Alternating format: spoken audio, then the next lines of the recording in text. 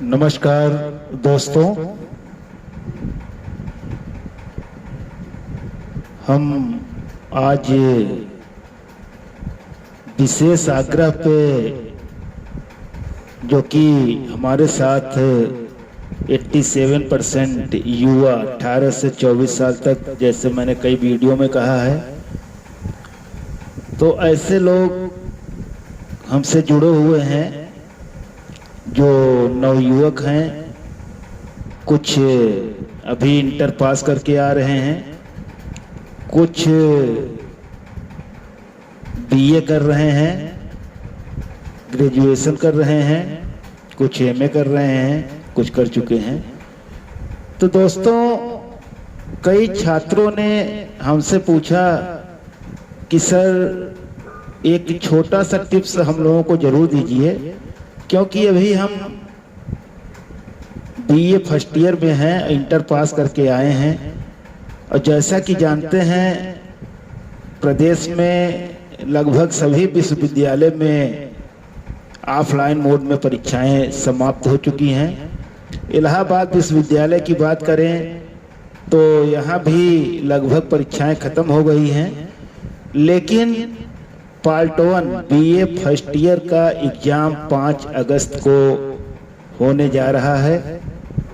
इसी को लेकर के बच्चों ने काफी किया था कि सर आप इसमें कुछ हमें गाइडलाइन दीजिए जिससे कि हम अपनी परीक्षा में सफल हो सकें।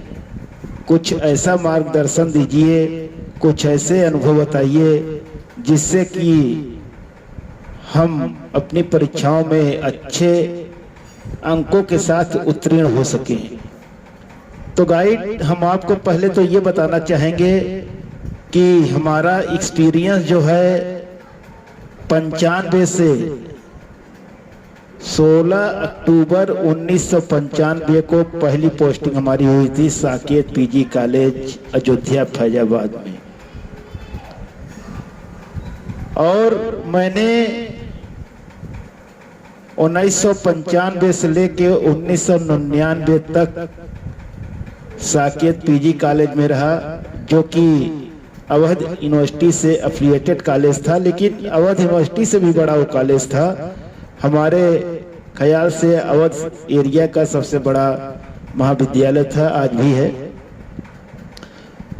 सन 99 में फिर मुझे अवसर मिला पूर्वांचल विश्वविद्यालय से एफिलिएटेड कॉलेज राजा कमलाकर डिग्री कॉलेज, वहाँ पे एज लाइब्रेरियन हमने वर्क किया और 2002 तक मैं वहाँ पे रहा। 2003 में फिर मुझे अवसर मिला सीएमपी पीजी कॉलेज प्रयागराज में, जो कि इलाहाबाद यूनिवर्सिटी से एफिलिएटेड कॉलेज है। 2003 से निरंतर 2022 हो गया है, मैं निरंतर अपनी सेवाएं दे रहा हूं। और इस दौरान कई परीक्षाएं हमने कराई और कई इन्वेटर का काम तो मैंने इतना अधिक किया कि जिसका कोई शब्दों में बयां ही नहीं है। तो दोस्तों, हमने अवध यूनिवर्सिटी देखा है, पूर्वांचल विश्वविद्यालय देखा है, इलाहाबाद यूनिवर्सिटी में कार्यरत हूँ और मुझे कानपुर यूनिवर्सिटी से भी थोड़ा सा लगाव था।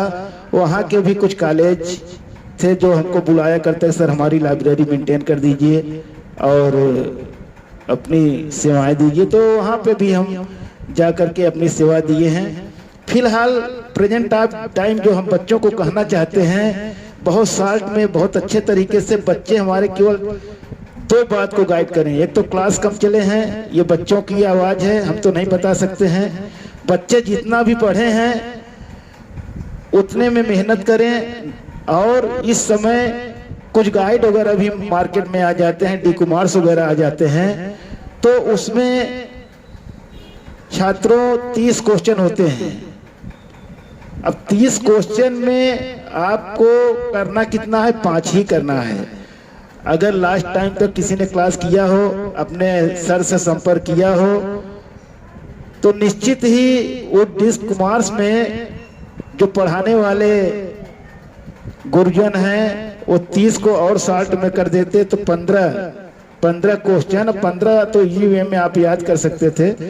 अब 15 में से 10 क्वेश्चन आते हैं, 10 में से 5 ही आपको करना है। तो इससे सरल तरीका और क्या हो सकता है। तो ज्यादा समय इन्वेस्ट न करें, जो डिक्मार्क्स वगैरह लिए हुए हैं उसी में सॉल्व करके, लेकिन भाषा को आप चेंज कर दीजिए। भाषा को अगर चेंज नहीं करेंगे तो आपका नंबर नहीं उठेगा। ये तो कॉपी जांचने वाला भी जान जाता है कि किसी गाइड का लिखा हुआ है या बच्चा खुद का पढ़ा हुआ लिख रहा है। इसलिए भाषा बदल दीजिए, लिखिए वही, हम ये नहीं कह रहे हैं, लेकिन अपनी भाषा को, अपनी लैंग्वेज को बदल दीजिए। पूर्वांचल के अधिकतर बच्चे यहाँ आते हैं, वो पूर्वांचल की भाषा में, अवध की भाषा में और इलाहाबादी भाषा में कुछ ऐसा करके अपना लिखे हैं कि जिससे लगे कि टीचर को कि नहीं ये पढ़ा है, पढ़ने के बाद जो है ये बच्चा एग्जाम में बैठ रहा है। और दूसरी सबसे महत्वपूर्ण बात यह है छात्रों की, आप कोई भी क्वेश्चन छोड़िए नहीं, साल्ट में लिख दीजिए। जहां 100 वर्ड लिखना है आप 75 लिखिए, लेकिन एक क्वेश्चन छोड़ने का मतलब हो गया 15 नंबर, 15 पचे 75 नंबर का बीए में पेपर होता है, बीकॉम में 100 और बीएससी में तो प्रैक्टिकल भी है, इसलिए उसमें थोड़ा सा कम होते हैं। तो कहना ये चाहते हैं कि क्वेश्चन को न छोड़िए, यूनिट बाय आप लिखते रहिए और अपने भाषा में लिखते रहिए, अपने लैंग्वेज में लिखते रहिए और कुछ मिला जुला के लिखिए। तो निश्चित ही फेल होने की तो कोई सवाल ही नहीं है, नंबर भी अच्छे आ सकते हैं। तो यही आज हमारा सबसे बड़ा जो है बच्चों के लिए, खास तौर पे जिनकी परीक्षाएं 5 अगस्त से होने जा रही है, उन बच्चों के लिए गाइडलाइन हम दे रहे हैं। बहुत से बच्चों ने हमारे पास फोन किया था, सर एक हल्का गाइडलाइन आप दे दीजिए तो हो सकता है हम लोगों को उद्धार हो जाए। हम तो कोई टीचर नहीं हैं, लेकिन एक अनुभव के आधार पर मैं ये कह रहा हूँ कि आप लोग बस थोड़ी थोड़ी बारीकियों पे ध्यान दीजिए और हंसी खुशी से जाइए, एग्जाम दीजिए। आपको कोई माई का लाल धरती पर नहीं है जो आपको फेल कर सके। तो हमारे तरफ से सभी छात्र छात्राओं को बहुत बहुत शुभकामनाएं हैं और भगवान भोलेनाथ से भी हम आप बच्चों के लिए ही दुआ करेंगे कि बच्चे जो है जितने बच्चे हैं सभी अच्छे नंबरों से पास हो जाएं, अपने माँ बाप का जो है तमन्नाओं को जो लेकर के आए हैं उसको पूरा करें। यही हमारा मित्रों गाइडलाइन है। और बाकी जो तैयारी कर रहे हैं बच्चे वो लोग तो कर ही रहे हैं और 1 साल के बाद हर बच्चा अनुभवी भी हो जाता है। जब आप बीए सेकेंड ईयर में जाओगे खुद ही आपको अनुभव हो जाएगा। 1 साल पढ़ते पढ़ते बच्चे काफी आगे बढ़ने लगते हैं। दिक्कत होती है फर्स्ट ईयर के बच्चों को, तो फर्स्ट ईयर के बच्चे ज्यादा कॉल कर रहे थे या मिलते थे या हमसे किताबें लेने आते थे, लाइब्रेरी में पूछा करते सर कैसे पढ़ेंगे, क्या करेंगे, कैसे नहीं। कुछ बच्चों को तो हमने जो डिक्मार्क्स वगैरह लिए थे उसको हमने सॉल्व भी कर दिया है कि इसमें से ये 15 ही पढ़ो, 16वां पढ़ने की जरूरत नहीं है, 15 में 10 तो आने आना है। जो व्यक्तिगत रूप से मिले हो किए उनके लिए। तो अगर बड़े हो करके और इतनी बड़ी बड़ी संस्थाओं में काम करके मुझे कुछ अनुभव मिला है तो उसको हम निःशुल्क भावना से बांटना चाहते हैं और देना चाहते हैं। हमसे जितना हो बनेगा हम पूरी मदद अपने छात्र छात्राओं को करते रहेंगे।